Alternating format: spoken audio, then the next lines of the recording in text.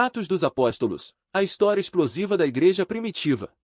De Pentecostes à conversão de Paulo, testemunha milagres, perseguições e a expansão do Evangelho pelo mundo antigo. Quer entender tudo? Inscreva-se e ative o sininho para não perder nenhum detalhe. Depois de 40 dias aparecendo aos seus discípulos, Jesus, numa cena emocionante, elevou-se aos céus. Imagina a cena: seus amigos, cheios de alegria e tristeza ao mesmo tempo, o observavam ascender, até desaparecer na imensidão do azul. Uma nuvem o encobriu, selando um momento histórico, que mudaria o curso da história para sempre. A despedida não foi um adeus definitivo, mas uma promessa. Os apóstolos, ainda atônitos com a ascensão, ficaram ali, em oração, no Monte das Oliveiras. A atmosfera era de expectativa, misturada com uma profunda incerteza sobre o futuro. Mas então, 2 anjos em forma humana apareceram, trazendo uma mensagem crucial: Jesus voltaria, e eles não deveriam se desesperar. A promessa de um novo começo estava por vir. Essa mensagem era um bálsamo para as suas almas feridas. Eles precisavam continuar a obra de Jesus, levando a boa nova ao mundo. Mas como? A resposta estava na promessa do Espírito Santo, uma força poderosa que os encheria de poder e sabedoria, capacitando-os para a missão que tinham pela frente. Uma força que os transformaria e os prepararia para os desafios que viriam. 10 dias depois da ascensão, lá estavam todos reunidos, como Jesus havia pedido. Lembra da promessa? O Espírito Santo ia chegar. Imagina a expectativa, a tensão no ar. Aquele pequeno grupo, dispersos em diferentes lugares, unidos pela fé em Jesus, esperando um sinal, um milagre que mudaria tudo. O silêncio, quebrado apenas pelas orações fervorosas, era palpável. E então, de repente, um vento impetuoso encheu a casa. Um som estrondoso, como um turbilhão, invadiu o local. Línguas de fogo, separadas, pousaram sobre cada um deles. E eles começaram a falar em outras línguas. Tu consegue imaginar a cena? Aquele barulho, a surpresa, o espanto. Gente de diferentes lugares, entendendo o que os outros falavam. Era o Espírito Santo, cumprindo a promessa. A multidão que se reuniu lá embaixo, atraída pelo barulho, ficou impressionada. Judeus piedosos, vindos de diferentes partes do mundo, ouviam os apóstolos pregando em suas próprias línguas. Pedro, cheio do Espírito Santo, explicou que aquilo era o cumprimento da profecia de Joel. Uma nova era estava começando. A igreja, o corpo de Cristo, estava nascendo. A mensagem da salvação, através de Jesus, começou a se espalhar. E então, o Espírito Santo desceu. Mas a história não para aí. Logo depois, Pedro e João, 2 pilares daquela comunidade recém-formada, estavam indo ao templo para orar. Na porta, viram um homem coxo desde o nascimento, pedindo esmola. Imagina a cena: um homem dependendo da caridade, a sombra da incapacidade marcando sua vida. Pedro e João, cheios do poder do Espírito Santo, se aproximaram. Que impacto essa cena deve ter tido em ti, observando tudo? Pedro, com a autoridade que o Espírito lhe dera, olhou diretamente para o homem e disse: em nome de Jesus Cristo, anda. Que impacto essa frase teria tido em ti, testemunhando esse momento? A fé inabalável, a promessa cumprida ali, naquele instante. E o milagre aconteceu. O homem, instantaneamente, sentiu seus pés e pernas fortalecidos. Ele saltou, andou, louvando a Deus. A multidão que os observava ficou atônita, impressionada com o poder demonstrado. Tu também ficaria? A cura miraculosa não foi apenas um ato de compaixão, mas também uma poderosa demonstração do poder de Deus atuando através dos apóstolos. Pedro aproveitou a oportunidade para pregar à multidão reunida, anunciando a mensagem de Jesus Cristo, o Salvador. Ele falou sobre o arrependimento, a fé e a promessa da salvação. A multidão, maravilhada com o milagre e cativada pela mensagem, ouviu atentamente. Qual a tua reação a essa pregação poderosa, diante de um milagre tão palpável? E ali, na porta do templo, um homem aleijado desde o nascimento suplicava por esmola. Pedro e João, cheios do Espírito Santo, o olharam. Tu podes imaginar a cena?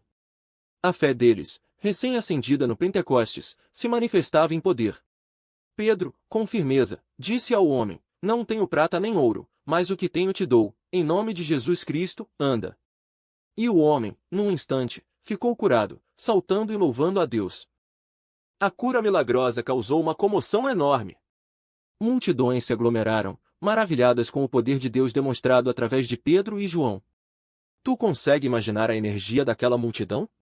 A fé se espalhava rapidamente, e a igreja crescia a cada dia, acolhendo novas pessoas.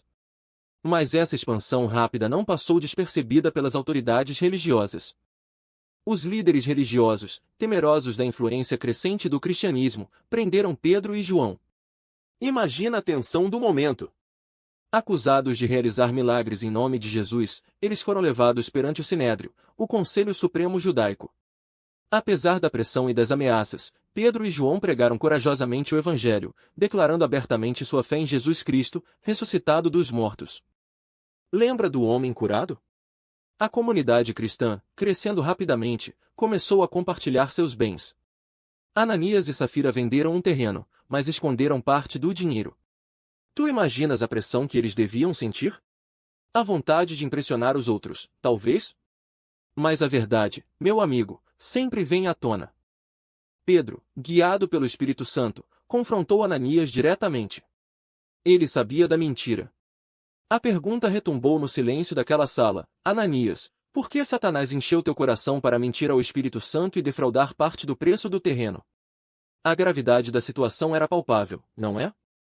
A resposta de Ananias foi um silêncio ensurdecedor, seguido por uma queda repentina e a morte. Imagina o choque. A comunidade ficou em pavor. Pouco depois, Safira, sua esposa, chegou, ignorante do ocorrido. Ela também mentiu sobre a venda do terreno. O resultado? A mesma trágica consequência. Essa história, meu amigo, é um alerta poderoso. A honestidade, a transparência, a verdade, são pilares fundamentais na nossa caminhada com Deus. Ananias e Safira pagaram um preço alto pela sua desonestidade. A sua história serve como um lembrete constante da importância de vivermos com integridade em todas as áreas da nossa vida. A comunidade crescia, mas surgiram problemas. Com tantas pessoas precisando de ajuda, alguns membros eram negligenciados. Tu imagina, a alegria da fé misturada com a preocupação de não ter o suficiente para todos. A solução não era simples, mas a necessidade era urgente. Era preciso organizar melhor tudo isso, né? Então, os apóstolos, sabendo da importância de cuidar de todos, propuseram uma solução. Eles não conseguiam lidar com tudo sozinhos, com a pregação e a administração da comunidade. Tu já pensou nisso? Precisavam de ajuda, de pessoas confiáveis, para ajudar a distribuir comida e cuidar dos mais necessitados. A resposta veio na forma da escolha de 7 homens respeitados, cheios do Espírito Santo e de sabedoria. Esses homens seriam diáconos, responsáveis por ajudar os apóstolos na tarefa de atender às necessidades da comunidade. Imagina a leveza que isso trouxe, a paz de saber que todos seriam cuidados com atenção e carinho. Eles não só cuidariam da distribuição de alimentos, como também se certificariam de que todos fossem tratados com justiça e respeito. Era uma forma de organizar a comunidade, de garantir que todos tivessem o essencial, e que a fé pudesse ser vivida plenamente por cada um. Tu percebe a importância disso tudo? E aí, a coisa começou a ficar tensa. Com a comunidade crescendo tão rápido, algumas pessoas começaram a reclamar que estavam sendo esquecidas na distribuição de ajuda. Aí, entra Estevão, um cara cheio de fé e sabedoria, escolhido para cuidar dessa parte. Mas, alguns líderes religiosos, os escribas e fariseus, não gostavam muito dessa nova fé e começaram a criar problemas para Estevão, acusando-o de blasfêmia. Tu imagina a pressão que ele devia estar sentindo. Eles o levaram para julgamento, e Estevão, com uma coragem incrível, fez um discurso poderoso, defendendo sua fé e mostrando como os líderes religiosos haviam rejeitado os profetas do passado. A multidão ficou furiosa com suas palavras. Aí, a situação ficou bem feia, meu amigo. Eles começaram a gritar, tapando os ouvidos para não ouvir a verdade que Estevão falava. Foi um momento tenso, cheio de ódio. Arrastaram Estevão para fora da cidade e o apedrejaram até a morte. Imagina a cena, pedras voando, o sangue, a dor. Mas, mesmo em seus últimos momentos, a fé de Estevão permaneceu inabalável. Ele orou por seus algozes, pedindo a Deus que os perdoasse. Essa foi a primeira grande perseguição à igreja, e o início de uma jornada muito difícil para os primeiros cristãos. E foi nesse contexto de perseguição que Saulo entra em cena. Um fariseu fervoroso, Saulo era um dos principais responsáveis pela perseguição aos cristãos. Ele aprovava e participava ativamente da repressão, prendendo e até mesmo ordenando a morte de seguidores de Jesus. Tu acredita? Ele era implacável. A sua fúria contra os cristãos era extrema. E depois da morte de Estevão, uma onda de perseguição atingiu a igreja em Jerusalém. Imagina só, tu, de repente, precisando fugir para salvar a tua vida. Mas, no meio dessa confusão, algo incrível estava acontecendo. Felipe, um dos diáconos, cheio do Espírito Santo, foi guiado para Samaria. Essa região era considerada pagã, e os cristãos de Jerusalém raramente iam lá. Era um território desconhecido, cheio de desafios, mas também de oportunidades para espalhar a boa nova. Lá, Felipe começou a pregar com poder. A multidão se convertia em massa. Muitos samaritanos acreditaram em Jesus e foram batizados. Até mesmo Simão, um mago poderoso e influente na região, se converteu, impressionado com os milagres que Felipe realizava. Imagina a cena, um mago, acostumado a usar poderes ocultos, agora rendido ao poder de Deus. Isso mostra que o Evangelho tinha poder para alcançar todos, independentemente de sua origem ou crenças anteriores. Mas a história não para por aí. Depois de sua conversão, Simão tentou comprar o poder do Espírito Santo de Filipe, oferecendo dinheiro. Esse episódio mostra a tentação de transformar a fé em comércio, algo que precisava ser corrigido. Felipe repreendeu Simão duramente, alertando sobre a gravidade de sua atitude. Essa cena destaca a importância da pureza da fé e a necessidade de rejeitar qualquer forma de mercantilismo espiritual. A expansão do Evangelho estava acontecendo, mas também trazia novos desafios e ensinamentos. Imagina, tu és Saulo, um fariseu fervoroso, perseguindo cristãos com fúria. A cada passo, a tua determinação em extinguir essa nova fé te consome. Tu acreditas estar servindo a Deus, mas o caminho que escolheste está prestes a mudar radicalmente. Estás a caminho de Damasco, para prender mais seguidores de Jesus, quando um brilho intenso te cega. Uma voz poderosa ecoa: Saulo, Saulo, por que me persegues? Tu cais ao chão, atordoado, enquanto a voz te questiona. A força da luz, a intensidade da pergunta, tudo te faz tremer. A tua visão se obscurece, a tua certeza se desfaz. O que está acontecendo? Guiado por Ananias, tu recuperas a visão. Aquele que era perseguidor agora se torna um seguidor, batizado e cheio do Espírito Santo. A tua vida, antes dedicada à repressão da fé cristã, agora se volta para a sua propagação. Tu, Saulo, és agora Paulo, o apóstolo aos gentios, um instrumento de Deus para levar a mensagem de salvação para o mundo. E então, numa visão, tu vês Cornélio, um centurião romano piedoso, suplicando a Deus por orientação. A mensagem é clara: Deus está expandindo seu reino além dos muros de Jerusalém. É um chamado para ti, Pedro, para ultrapassar as barreiras culturais e religiosas que sempre separaram judeus e gentios. Tu, Pedro, sempre tão apegado às tradições judaicas, enfrenta um dilema profundo: como aceitar gentios na fé? A hesitação te acompanha, mas a insistência da visão te leva a Jope. Lá, tu encontras Cornélio e sua família, ansiosos pela mensagem de Jesus. Tu, Pedro, inicialmente relutante, percebe a presença do Espírito Santo sobre os gentios, confirmando a vontade divina. Os limites religiosos que te prendiam começam a se desfazer diante da evidência da graça de Deus, que transcende qualquer barreira cultural. Tu, Pedro, te surpreendes ao ver o Espírito Santo cair sobre os gentios, confirmando que a salvação é para todos, sem distinção de raça ou origem. A barreira entre judeus e gentios começa a ruir, abrindo caminho para uma igreja universal e inclusiva. Esta experiência transformadora te leva a uma profunda compreensão do amor incondicional de Deus, que se estende a toda a humanidade. Então, a notícia da expansão do Evangelho entre os gentios chega a Jerusalém. Imagina só a discussão que isso causou. Alguns líderes, mais tradicionais, insistiam na circuncisão como pré-requisito para a conversão. Para eles, era uma questão de manter a tradição, a identidade judaica. Mas outros, testemunhando os milagres e a fé genuína dos gentios convertidos, viam as coisas de forma diferente. A questão era crucial: o Evangelho era só para os judeus ou para todos? Tu podes imaginar a tensão no ar? Pedro, testemunha ocular dos eventos em Cesareia, levanta-se e conta a sua experiência com Cornélio. Ele descreve como o Espírito Santo caiu sobre os gentios antes mesmo da circuncisão, mostrando que Deus estava agindo independentemente das tradições humanas. Sua narrativa, repleta de fervor e convicção, abalou a todos. A verdade era inegável, Deus estava trabalhando de uma forma nova e surpreendente. Após os relatos de Pedro e Barnabé, que detalharam a expansão do Evangelho entre os gentios, uma longa discussão se seguiu. Imagine a sala, cheia de líderes religiosos, cada um com sua própria perspectiva. A questão da circuncisão era mais do que um ritual, era um símbolo de identidade, de pertencimento a um povo escolhido. Mas a mensagem de Pedro e a experiência com Cornélio desafiaram essa visão tradicional, abrindo um novo caminho para o Evangelho. Finalmente, Tiago, um pilar da igreja em Jerusalém, resume o debate. Ele reconhece a força da mensagem de Pedro e a obra do Espírito Santo entre os gentios.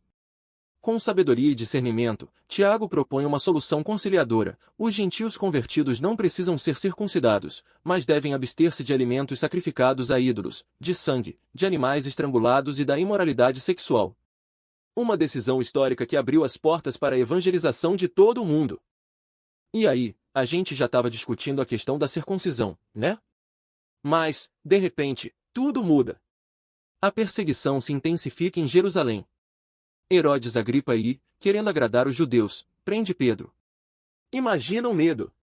Ele estava preso, esperando a execução, enquanto a igreja orava fervorosamente pela sua libertação. Tu consegue imaginar a angústia daqueles cristãos? A fé deles era colocada à prova de uma maneira brutal. Mas, sabe o que acontece? Na noite anterior à sua execução, enquanto 2 soldados o guardavam, um anjo aparece. Um brilho intenso enche a cela, e Pedro, assustado, mas com a fé firme, percebe que a libertação está próxima. O anjo o liberta das correntes, e o guia até a porta. As portas se abrem milagrosamente, e ele está livre. Tu já pensou em experimentar uma libertação tão extraordinária? Pedro, ainda em choque, vai direto para a casa de Maria, mãe de João Marcos. Ali, muitos cristãos estavam reunidos em oração, desesperados com a situação. A alegria da sua aparição repentina foi imensa. Imagina a cena, Pedro, livre, entre amigos e irmãos em Cristo, compartilhando o milagre que tinha acontecido. A fé deles, antes abalada pela perseguição, se fortaleceu ainda mais. A provação havia passado, mas a mensagem continuava firme e forte. E então, meu amigo, começa a primeira viagem missionária de Paulo. Imagina, ele, Barnabé e João Marcos, embarcando rumo a Chipre. A ilha toda era um caldeirão de culturas e religiões, o cenário perfeito para espalhar a boa nova. Paulo, com sua energia e eloquência, logo começa a pregar em Salamina, a cidade principal, e depois segue para Pafos, no oeste da ilha. Lá, encontra-se com Sérgio Paulo, o procônsul romano, um homem inteligente e curioso, que fica fascinado com a mensagem do Evangelho. Em Pafos, a gente encontra Elimas, um mago judeu que se opõe à pregação de Paulo. Mas, olha só, o que acontece? Paulo, cheio do poder do Espírito Santo, confronta Elimas, revelando sua hipocrisia e cegueira espiritual. O resultado? Elimas fica cego por um tempo. Isso impressiona o procônsul, que se converte ao cristianismo. Vê como a fé de Paulo era poderosa. Depois de Chipre, a jornada continua. Paulo e Barnabé partem para a Ásia Menor, começando em Perge, na Panfilha. Mas, João Marcos resolve voltar para Jerusalém. Imagina a frustração de Paulo, mas eles seguem em frente, sem desanimar. Da Panfilha, eles seguem para Antioquia da Pisídia, uma cidade vibrante, cheia de judeus e gentios. Lá, na sinagoga, Paulo prega com paixão, compartilhando a história de Jesus e a mensagem de salvação. E de Chipre, rumo à Ásia Menor. Em Iconio, você encontra Paulo e Barnabé pregando com poder. Multidões se aglomeravam para ouvir a mensagem do Evangelho, e muitos acreditavam, deixando para trás seus antigos deuses.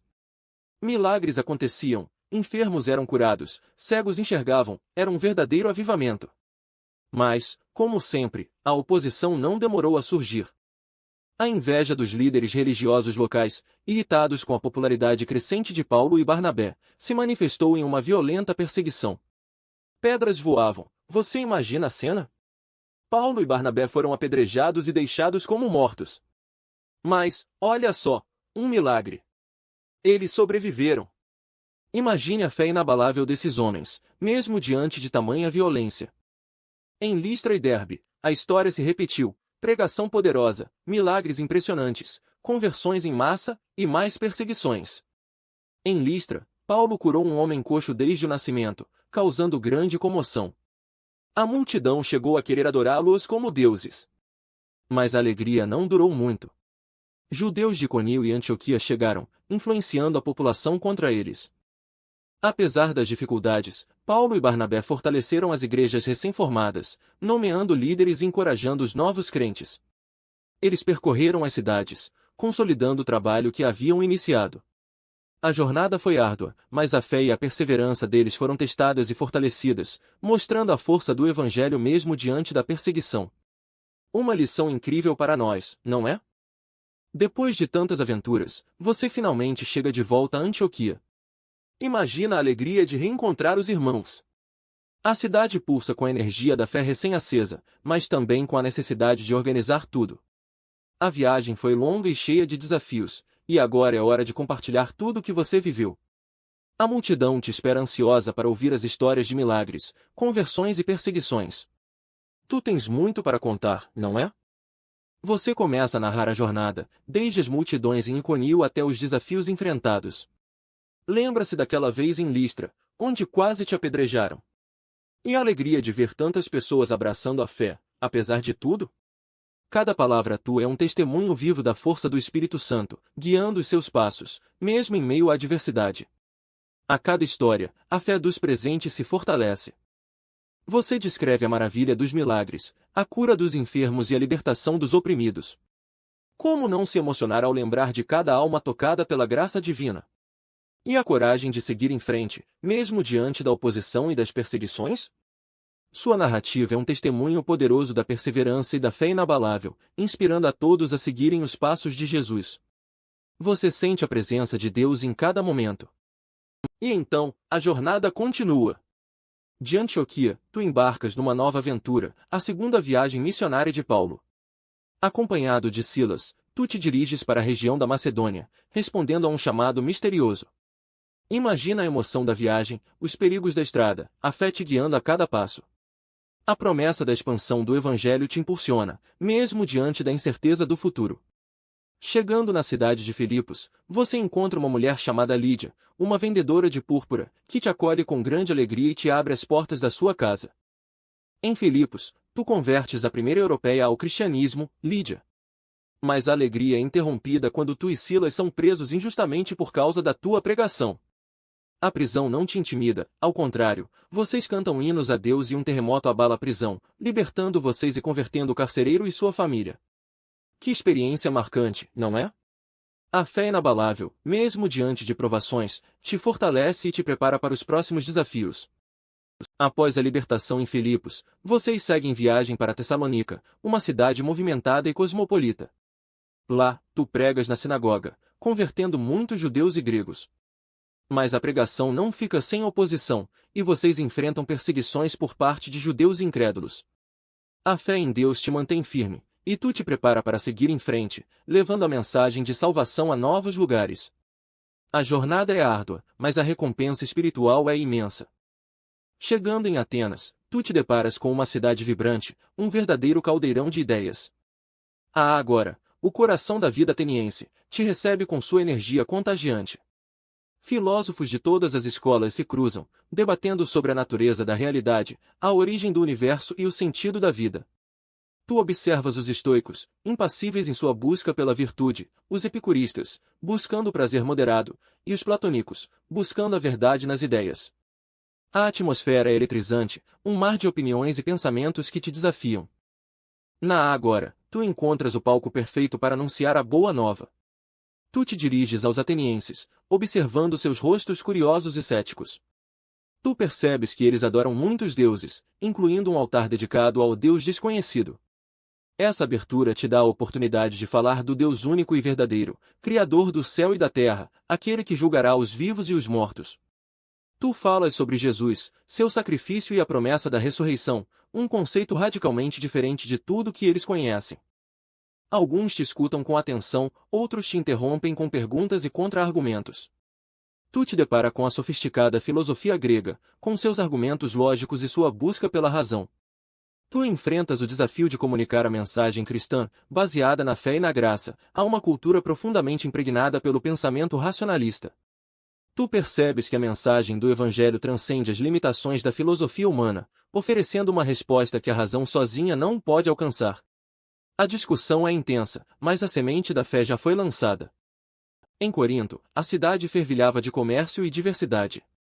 Tu encontras abrigo na casa de Aquilas e Priscila, um casal de tendas fabricantes cristãos, que te acolhem com alegria e te ajudam a se estabelecer.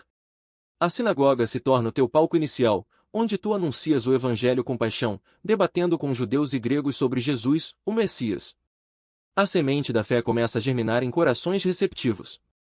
Tu passas 1 ano e meio ensinando a palavra de Deus, fortalecendo a nova comunidade cristã que floresce em Corinto. Mas nem tudo são flores. Oposição e perseguição surgem, testando a fé dos recém-convertidos. Tu enfrentas desafios e tens que lidar com conflitos internos, buscando sempre a unidade e a perseverança na fé. Apesar das dificuldades, a igreja em Corinto se consolida, tornando-se um importante centro de difusão do cristianismo. Tu deixas um legado duradouro, influenciando profundamente a vida espiritual de muitos. A tua passagem por Corinto marca um capítulo significativo na expansão do Evangelho, mostrando a força transformadora do amor de Cristo mesmo em meio à adversidade. Em Éfeso, tu encontras uma cidade diferente de Corinto. A atmosfera é carregada de religiosidade, com o culto a Deus Ártemis dominando a vida pública. Tu te instalas na escola de Tirano, onde, por 2 anos, discursas diariamente sobre o reino de Deus. A mensagem do Evangelho ecoa pelas ruas, e muitos se convertem, inclusive alguns que antes praticavam magia, queimando publicamente seus livros de feitiçaria. O sucesso da pregação de Paulo em Éfeso gera uma onda de conversões impressionantes, mas também desperta a ira dos artesãos que fabricavam imagens de Ártemis. Eles se sentem ameaçados pela diminuição da demanda por seus produtos, resultado da crescente popularidade do cristianismo. A situação se agrava rapidamente, incitando uma revolta contra ti e o evangelho que tu pregas. Demétrio, um ourives, inflama a multidão com um discurso incendiário contra ti, acusando-te de subverter a ordem social e econômica da cidade.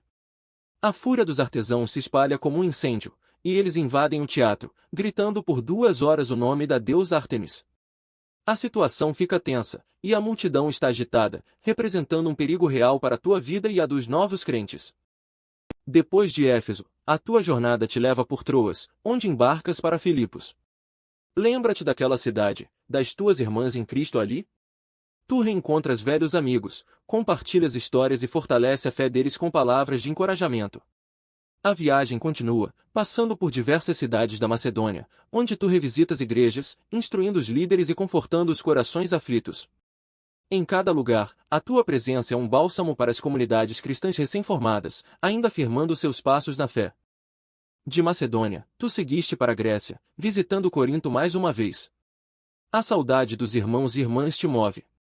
Tu passas um bom tempo em Corinto, fortalecendo a fé da comunidade e ensinando-os mais profundamente sobre a palavra de Deus. A tua jornada é marcada pela pregação, pela oração e pelo fortalecimento da fé dos cristãos. Tu te preparas para a viagem de volta a Jerusalém, sabendo que te espera um encontro desafiador. Finalmente, a hora da partida chega. Tu deixas a Grécia e, com o teu coração cheio de esperança e apreensão, embarcas rumo a Jerusalém. A viagem é longa e cheia de perigos, mas a fé te sustenta.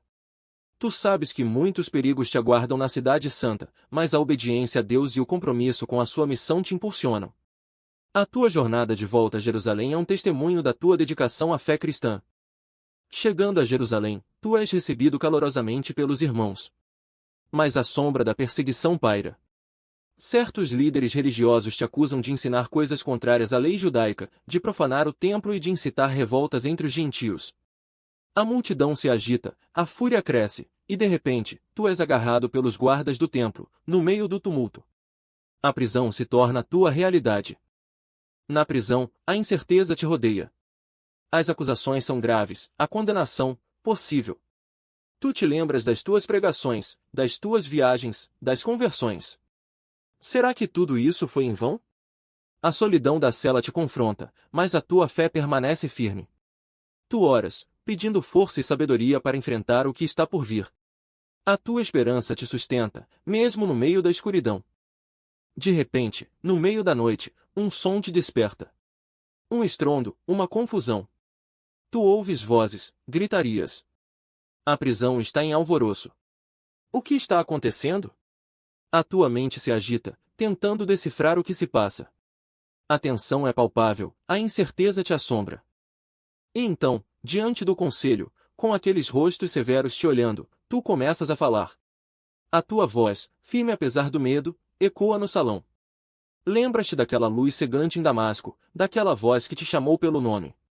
A conversão, a mudança radical de vida, a missão que te foi confiada, tudo isso te invade, e tu sabes que precisa ser contado.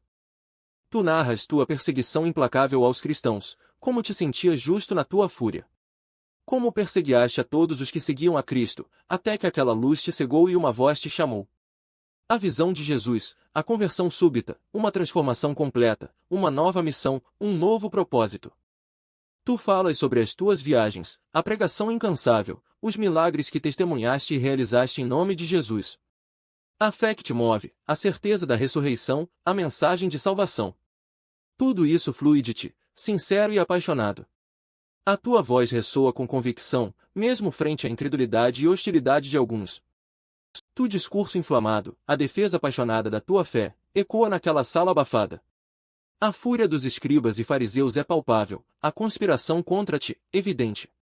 40 homens juram te matar antes mesmo que o sol nasça. A sombra da morte paira sobre ti, mas a tua esperança permanece firme na promessa divina. O sobrinho de teu amigo avisa o comandante Cláudio Lísias sobre o plano para te eliminar. A notícia chega como um raio de esperança em meio à tempestade. Lísias, agindo rápido, ordena que te escoltem sob forte guarda para a fortaleza de Antônia. A multidão enfurecida ruge atrás dos soldados, mas a tua segurança está assegurada, pelo menos por enquanto. Na fortaleza, a conspiração é revelada, a trama para te assassinar exposta. A tua vida pende por um fio. Mas a justiça romana intercede. Lísias, percebendo o perigo real, decide transferir-te para Cesareia, sede do governador Félix. A viagem é arriscada, mas representa a tua melhor chance de sobreviver à fúria dos teus inimigos. A noite cai sobre Jerusalém, e tu, sob a proteção dos soldados romanos, és levado para fora da cidade. A sala imponente do palácio de Cesareia te aguardava. Félix, o governador romano, te observava com um olhar penetrante, enquanto tu, diante dele, te preparavas para defender tua fé. A acusação era grave, mas tu, com a força do Espírito Santo, sentias a paz em teu coração. A multidão murmurava, ansiosa pelo desenrolar daquela cena crucial para o futuro do Evangelho.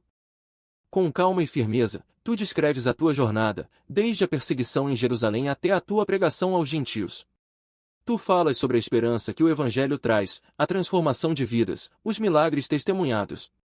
A cada palavra, a verdade fluía, e a luz do Espírito Santo iluminava o ambiente tenso.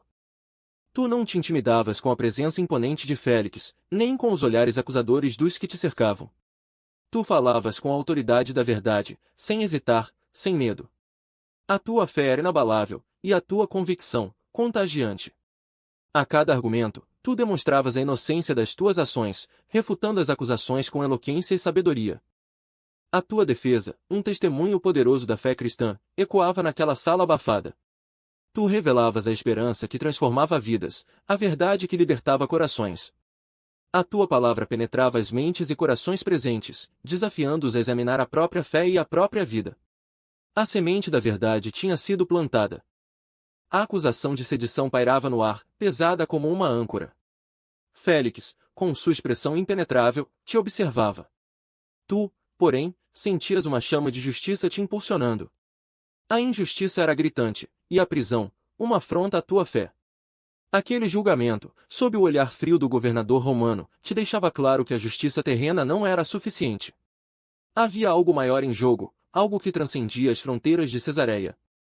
Então, uma decisão se formou em teu coração, firme e inabalável: recorrerias a César. A apelação ao imperador era uma carta na manga, um recurso extremo, mas necessário. Era a única forma de garantir um julgamento justo, livre das influências políticas e religiosas que te perseguiam implacavelmente. Era uma aposta audaciosa, uma jornada incerta, mas a fé te guiava. Com a voz firme, tu declaraste tua apelação, a decisão ressoou naquela sala opulenta, silenciando até mesmo os sussurros dos presentes. A escolha era arriscada, a viagem a Roma, longa e perigosa. Mas a certeza de que a verdade prevalece, mesmo diante da injustiça, te fortaleceu. Tu sabias que o teu testemunho era vital, que a mensagem que carregavas precisava ser ouvida, mesmo que isso significasse enfrentar o próprio imperador. Então, diante de Agripa, Herodes e Berenice, a oportunidade chegou. Tu, preso injustamente, encontravas-te numa encruzilhada. A acusação de sedição ecoava, mas a tua fé era inabalável. Era hora de falar, de defender não só a tua vida, mas a mensagem que te consumia por dentro.